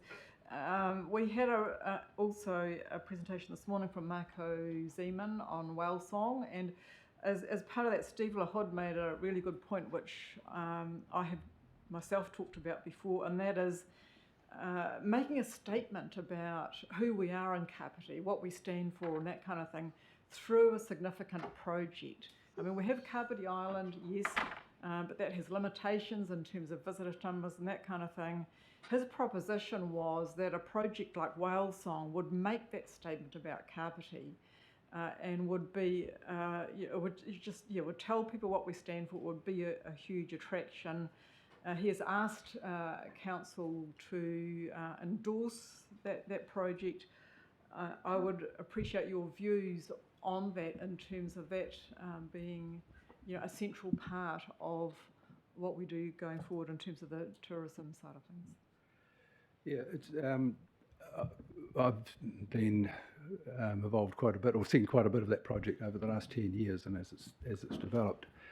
And there've been many business cases put out as to what it will actually do. We have to be conscious of the fact that a free experience like that has certain limitations, but also, and I didn't want to bring this up because it's come up before, but if you compare a project like that with Te Urihi, which is actually focusing on the iconic attraction that this region is known for and trying to use that in a more effective way, it is the focal point. And in tourism, you use your strength, and that's our strength. And so whilst I can see it would be an attraction in its own right, I don't think it would be the total attraction for this region. And in a sense, it doesn't provide the sort of information and extension to the tourism industry that we're seeking from Te Urihi. Having said that, if it is to go ahead, I'm sure that there will be benefits from that, and I'm sure it'll be a lot of interest to people that visit here. But I know that the business case needs to stack up behind that, and I don't think it would be as strong as Te Urihi. Look, I'm aware that I've got 1, 2, 3, 4, 5 lights on in front of me, and economic development is a huge area. So rather than have a general hui around the entire of economic development in the Kāpiti area, I'd ask elected members if they could please limit their questions to the contents of the presentation and the papers that are in front of us today, and we'll look forward to catching up with the Kotahitanga Board at some future time for maybe some broader discussion and questions. Thank you. My next question is from Councillor Nigel Wilson. Yeah, so I've got a few questions here. One is, how much does Kotahitanga currently cost Council? And it seemed like a veiled suggestion, thinly, that more funding is required. So how much more funding do you think would I be think required? that's in terms of the existing funding, that's probably a question for staff to answer rather than the Kotahitanga Board. Oh. And in terms of future funding, I think that's something we can discuss as discussed through the annual and long-term plan processes rather than asking the board to answer that right now. Okay, well, I'll move on to my next thing then. Scott, yeah, very excited about the tech strategy and the potential for that. I think it's huge. Do you think, in terms of bringing government departments or satellites of government departments, what is the barrier to that? Forgetting, whether the government wants to do it or not, but in terms of barriers when they get here, so somewhere for them to be. Well, we actually had this discussion pre-COVID, and I think there was a really compelling case for that. We probably lost out on a bid which went to Pyrum because they had an empty building. Yeah. So we are swimming against the grain where people, the government is asking people to come back to the city. But this hybrid working model is here to stay, and the reality is people do want to live and work here up the coast. Yeah. So it's probably a combination of lifestyle and also around disaster recovery. So not all eggs are in the basket. Transmission Gully, there are those choke points of getting in and out of the city. Anecdotally, we're hearing that there is a desire to have satellite offices. We think we're in a perfect case for that. So we just want to expand on that. We've had these conversations, but really the next step needs to be at a ministerial level. So that's really the conversation that needs to happen. And Transmission Gully helps that too, of course. Yeah. Just a couple of other things with. Agree with, obviously, at the point that Liz was making about visitor attraction. It struck me as well that Whale Song looks like a huge missed opportunity so far. But in terms of the length of stay and the Extend Summer program, I'm hearing, not just anecdotally, but actually from a lot of motels here, that they are either full already to capacity with social housing or emergency housing, or in the case of Waikanai, one that was about to be turned into an apartment complex, which would leave Waikanai with a total of 13 units. That's all it would have. So is there a game plan? It's great bringing tourists here, but where are they going to stay? Are you happy to answer that, George? It's not in the contents of the report. It's I don't totally think. in the contents of the report. I am. Thank you, because accommodation is one of the key product gaps we have. There's no doubt about that. And we need more quality accommodation. There's some accommodations planned with a hotel going in on the foreshore. One of the keys to that is to create demand so that people feel confident in investing. And this region, over recent times, like a lot of regions of New Zealand, has had its accommodation impacted by the impact of social housing, which has actually taken some of the stock out. That's starting to change a little now as people are seeing that the demand is returning. They'd rather have tourist visitors into those units. The other big area is Airbnb, or B&Bs generally. There's hundreds of them in the region. They need to sort of potential there to provide more accommodation and to be connected into a wider, as I call it, an ecosystem of tourism, I think will help. But yes, at the end of the day, we will need to look at what can be done to provide more high quality tourism to the region. I personally believe that will come off the back of demonstrated strong demand for people to stay here. Thank you. Thank you. That was actually a really useful bit of information. Councillor Spires? Thank you. Yeah, it was actually. Kia ora, Russell. Question for you. I totally support the community centre and the education hub coming together. I think it's a really brilliant idea. But also, early next year, the council is going out with a feasibility study around an indoor sports and recreation centre. Now, I've been talking to a few profile sporting people who say there is a demand and are coming to council early next year to talk about ensuring that they are being engaged during this feasibility study. However, would you be interested in talking to the group and maybe joining this indoor sports and recreation centre along with the community centre and the education hub, which would give that wraparound care well-being that you were talking about earlier. So the question really is, would you be open to having a discussion to see, because you'd only have one building, one architect, one site, and all the rest of it, and it would save lots of money. But I'm not talking about the indoor sports and rec centre costing ratepayers a lot of money either. So in the spirit of the report that I presented, the notion of coalescing things together in hubs, be it one or many, is something that the research we're doing supports. And so to that end, I think it would be worth being involved in that group in order to determine the veracity of it being involved within the education overarching kaupapa. Because where I was coming from was a well-being, and if you've got the sports hub and the community centre, and then it gives them that exercise and recreation. Yeah, there's a real groundswell of support from central government as it relates to how education has been given expression in communities, and so that's what Te Pukenga is all about. And I should imagine that there is a strong link between physical education, wellbeing in communities, and employment. So I imagine it would pass the sniff test. Great. Thank you. I'll keep you posted. Thank you. Thank you. I think Councillor Cooper. Yeah, hi team, thanks for your information. Does the board actually know how many bed nights are available on the Kāpiti Coast? I can't tell you that at the moment, no. I think we've got an assessment of it, but I don't have it off the top of my head. Yeah. I think staff can get back to Councillor Cooper with that information. Thank you. So I'm hearing that the board has not engaged with Whale Song in a meaningful way, or the board has engaged with Whale Song in a meaningful way. So the EDKB has engaged with Whale Song. It just had a presentation. I think Richard, you were at that presentation. The board loves the concept. The concept is good. The business case had holes in it, and didn't persuade us to support the business case, but certainly we support the concept. So the board doesn't then work. So when I was trying to understand the process. Sure. So when an organisation comes to you and they have a great idea and their business case is a bit wobbly, you don't assist them, you send them away and go, we're not engaging because you've got a wobbly. Well, yes. So we've got a certain capacity. We don't have endless capacity. So what we do is we asked that Marco go away and strengthen the business case, but we didn't have and don't have at this stage the resources to do that for and on their behalf.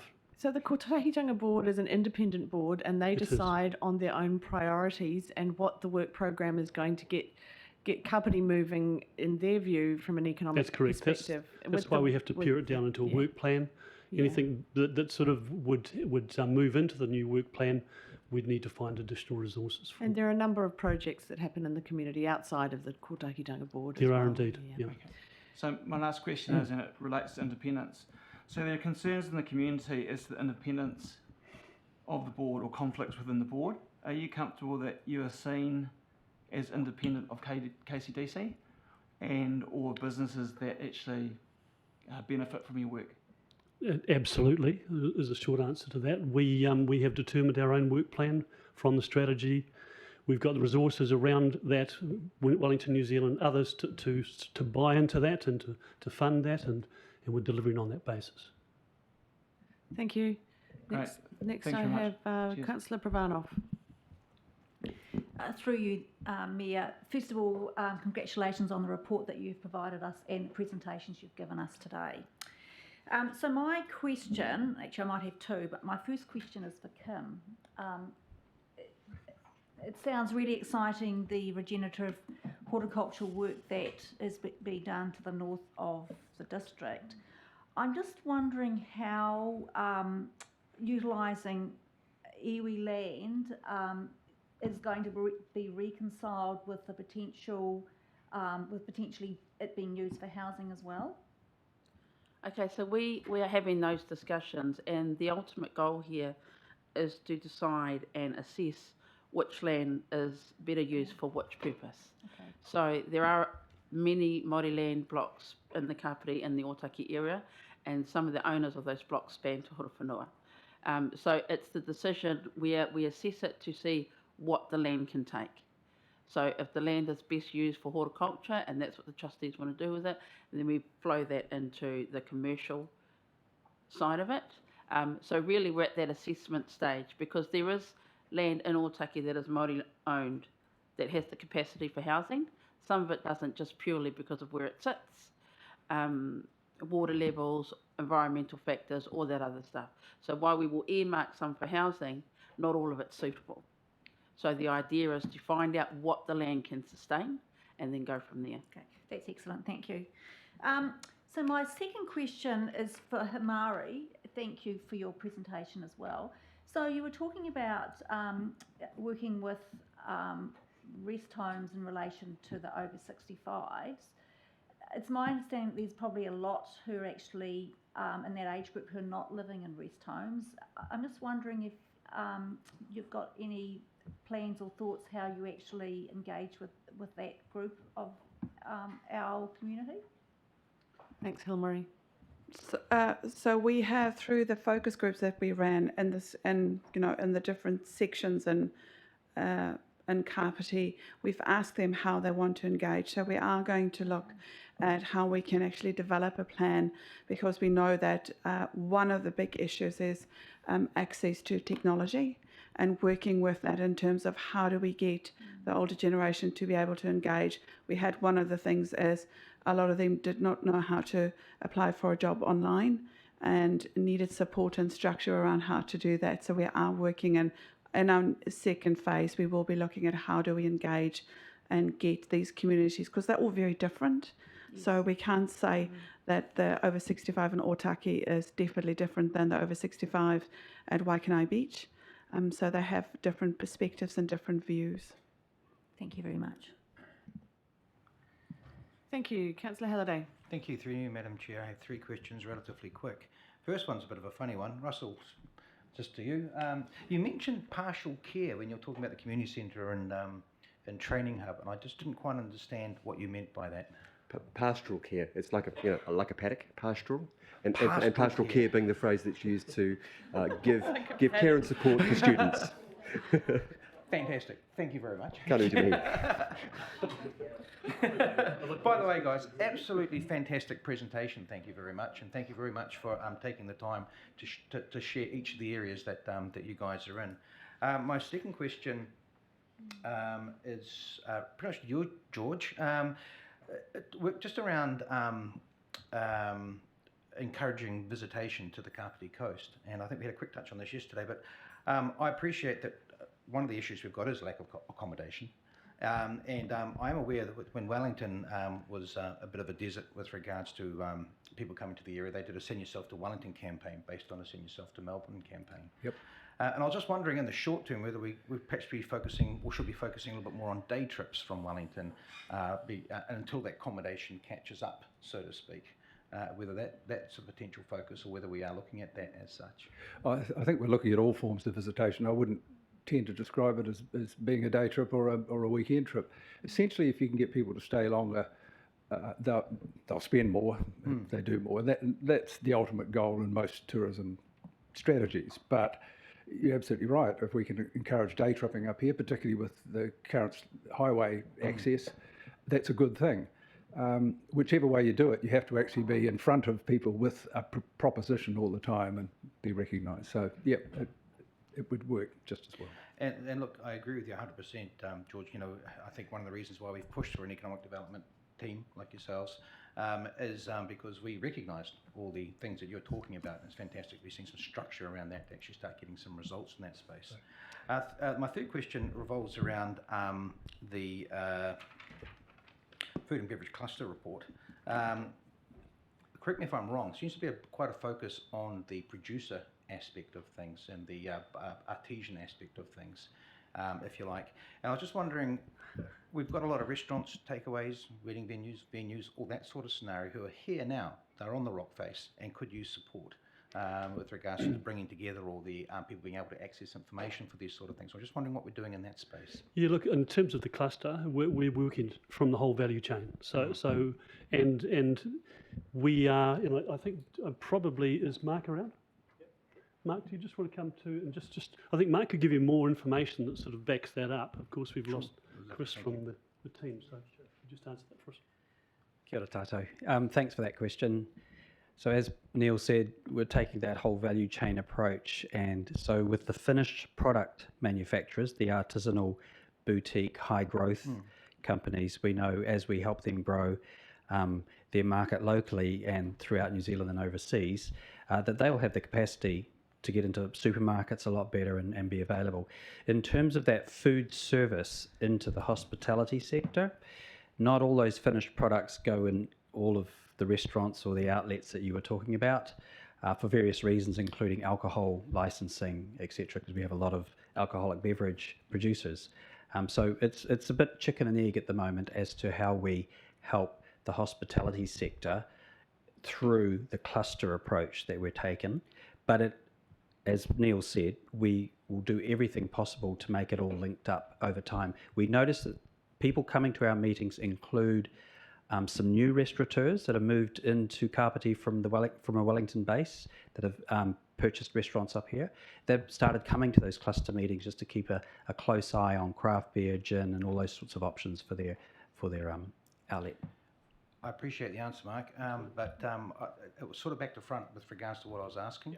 I appreciate that the restaurants will obviously want to use local products, and the quality of those products is important. It was more the fact that we have restaurants and bars and function venues and that sort of thing here who are currently active, and we don't seem to have a marketing strategy around them such. No, sorry, I thought your question was in regards to the cluster. No. We have a huge effort into the hospitality sector through the tourism aspect and the tourism lens, and in fact, recently through the COVID support that council has provided to those most vulnerable businesses. So they've already had that, and will continue to have that through all of the marketing that we do, and the Tourism Advisory Board, etc. Sorry, I mistook it that it was just through the lens of the cluster work. No, that's something. Thank you very much. Yeah, there's quite a lot of work that happens with the Economic Development team outside of the Kotahitanga Board as well, which isn't included in this paper today. Councillor Cofford. Oh, thank you, Madam Chair. Yeah, thank you very much for your report. It's very passionate. Just two quick questions. One is people in over 65 in Otaki, how are they different to the ones in Waikana? Are they fitter and better? Just Kim's work on the Kim, your work on the identifying land around Otaki and Levin. Are you're watching the subdivisions? Are you seeing market garden after market garden being turned into suburbia? So we're getting a bit of a sprawl, and it's a wonderful opportunity to put some green belts in and things. Are you working with council, district planning, or any consultants or local architect to discuss how you identify the lands?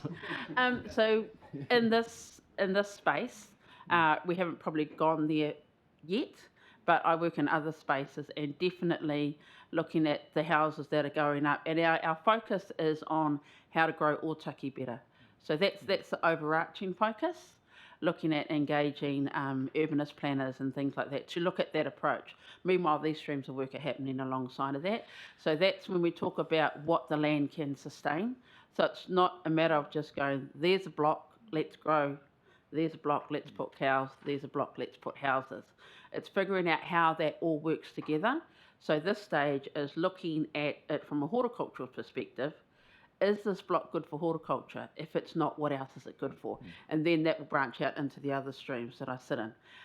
But for this space, it's just about that. But I have got my eye over all of that, because there has been a lot of horticulture land that is now in development and has been sold off. And houses are a necessity. Everyone's crying out for them. But it's where you put them and how sustainable they are and how they affect the town overall. And that's probably the wider discussion. Hope that answers your question. I've certainly got a great overview on that. May I add to that? Yes. So just in Thank relation, you. so I'm speaking now with my hat on in relation to chairing Māori Land Asset and the work that we're doing there's a couple of things. I'll give you a quick one on Otaki. So this is in Te Horo, so the way in which that's designated in terms of its, what you can and can't do there, means that we've got some tricky territory to navigate in terms of what we build there. And so the dream for that one is to have a Papakainga development, which we'll get to once the landlocked block has a new road to it, which is going to be a result of the new expressway. So there's that, that's good news.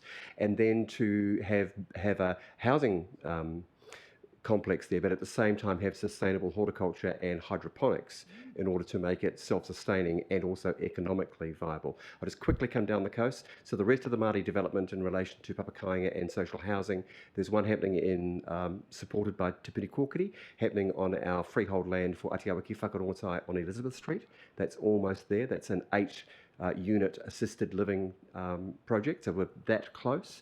And then if you have a look down into the Parapanamu area, Raumati, we're in partnership with Housing and Urban Development for the Poplar Avenue development site, and that has some very exciting partnership relationships with iwi as well, with many hundreds of homes due to be built there over the next 7 to 10 years. So there is, along with Otaki, there's also interesting things happening. The biggest tyranny we have is funding. And yes, we are using architects for planning, and so that is happening, but we are stymied with funding.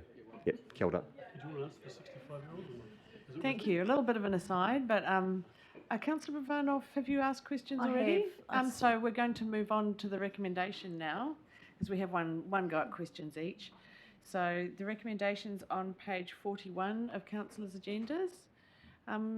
That the Council notes progress to implement the Economic Development Strategy in the 6-monthly update. Moved Councillor Halliday, seconded Councillor Handford. Right of introduction.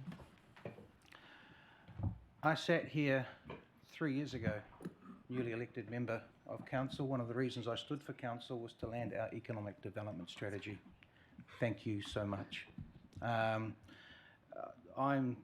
gobsmacked by the amount of work that's been achieved in this space. Mark, your team as well. To me, it's phenomenal, absolutely phenomenal. This is what we needed on the Kāpiti coast, and you guys are producing. So I don't have much more to say to that, other than I'm so glad we managed to land this. It's an ongoing journey, but we're able to work in progressive ways. I think, George, with regards to your comments about the missed opportunities we've had, ideally that's why we're here now.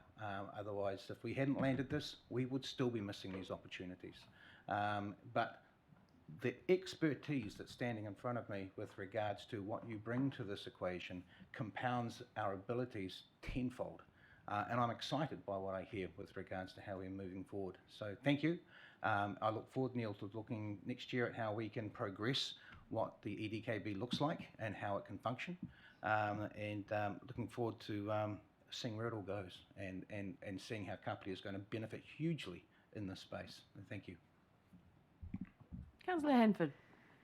Yeah, tautoko everything that Councillor Halliday has just said, and commend the team for their mahi and also the many hours that sit behind all of the work that you do. And as was talked about, the living wage equating to probably nowhere near what you're compensated for, the enormous amount of mahi and also connection building that you do out there in the community, and the depth and breadth of your ideas and that mahi is just, as Councillor Halliday said, quite astonishing. So I really look forward to working alongside you all, and especially as the Chair of Strategy, Operations and Finance, just want to extend huge mihi and huge kind of positive vote of thanks and of confidence in the work that you're doing and will continue to do. So thank you.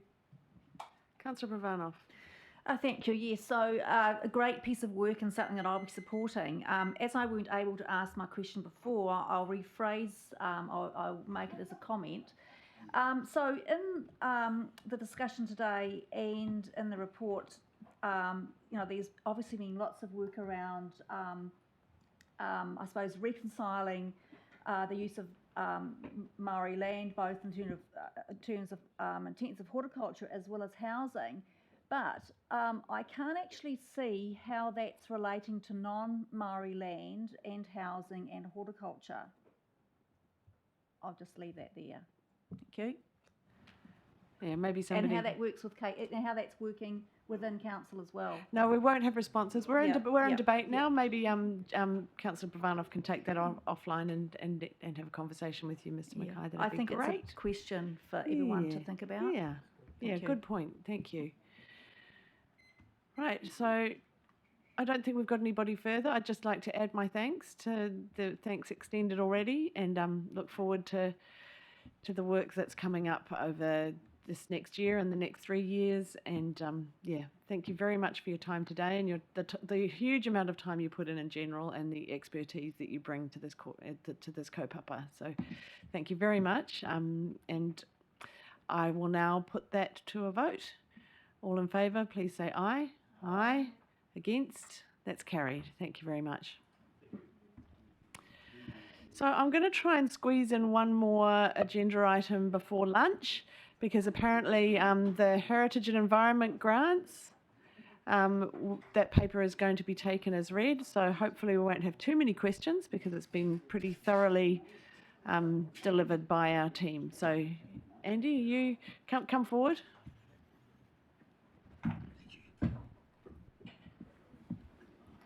Mr. Mendonça and Mr. Mackay.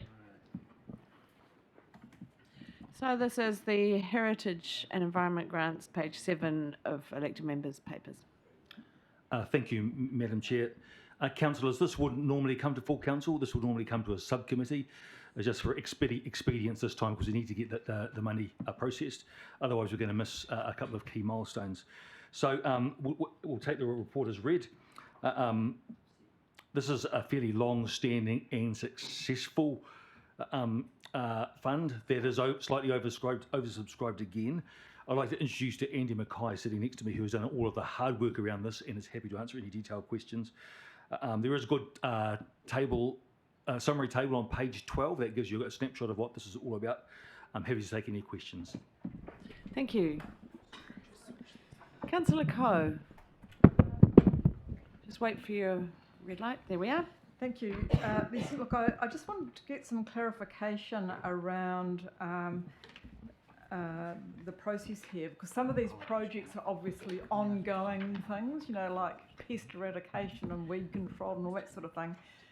Just wondered if we are taking a strategic long-term view of some of these projects, or are we asking these people to apply for funding every year to do a, you know, continuing on job? You know, are there, you know, can we do it in a more kind of strategic way and be, you know, looking at the priority projects and putting them on a sustainable long-term footing in terms of the funding that's available? Thank you. Sure.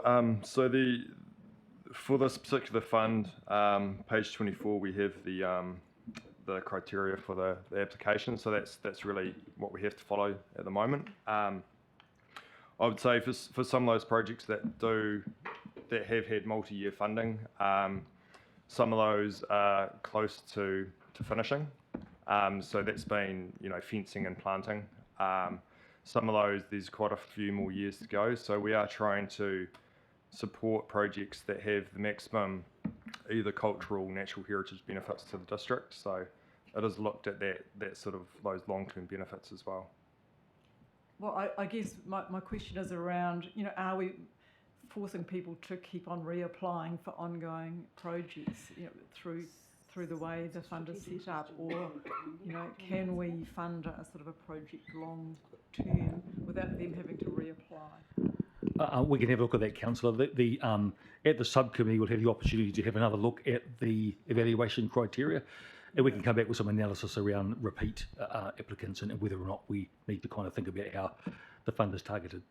Yeah, because I think just a lot of organisations are now doing that sort of long-term, you know, multi-year funding, because it is a big hassle, you know, to fill out applications, and we want to make it easy for people.